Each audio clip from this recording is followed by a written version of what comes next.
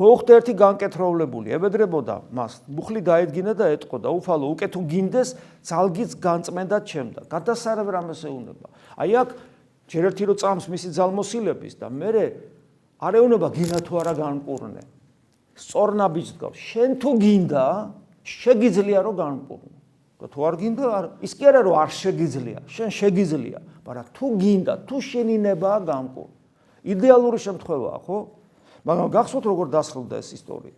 უფალს შეეწყალა, გაანყო ხელი, შეახო მას და რქვა, მნებავს. და აი აქ გამოხატა თავისი ნების არა მარტო ძალმოსილება, რომ განკურნა, არამედ იმპერატიულობა. შეიძლება არ ეთქვა.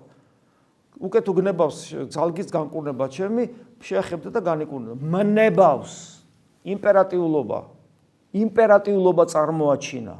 იმპერატიულობა წარმოაჩინა საკუთარი ნების. ეხლა ამას რატო ვამბობ? რა მოხდა მერე? მერე ეუბნება რომ არავის არ უთხრა. თან ესე მკაცრად გააფრთხილა.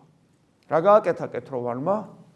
უთხრა რა უნდა გაეკეთებინა და გააფრთხილა რა არ უნდა გაეკეთებინა.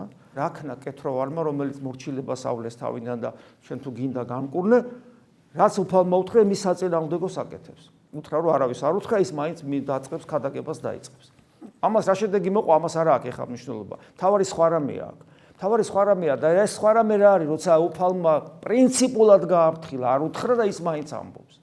ანუ აი ამ ორი მაგალითით ძალიან კარგად ჩანს, რომ ჩვენი რწმენა როგორი მოწყვლადია, რამე თუ ჩვენ მათაც კი, ვისაც ქრისტეს ღმერთობის გვწამს და აგერ ვართ აქ ამიტომ, როგორ შეიძლება გვიჭირდეს ქრისტეს ღმერთობის წმენა რას ნიშნავს? მას ვენდობით, მისი ძალმოსილების გჯერა, მასთან ყოფნა გვინდა და ასე შემდეგ და ასე შემდეგ და მისგან ბევრი სიკეთე მიგვიღია, როგორ შეიძლება ვეწინააღმდეგებოდეთ მიუხედავად ყველაფრისა ჩვენი ნებით მას?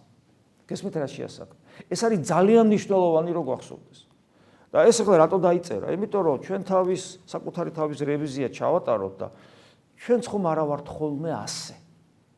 გესმით, ჩვენც ხომ არა ვართ ხოლმე ასე.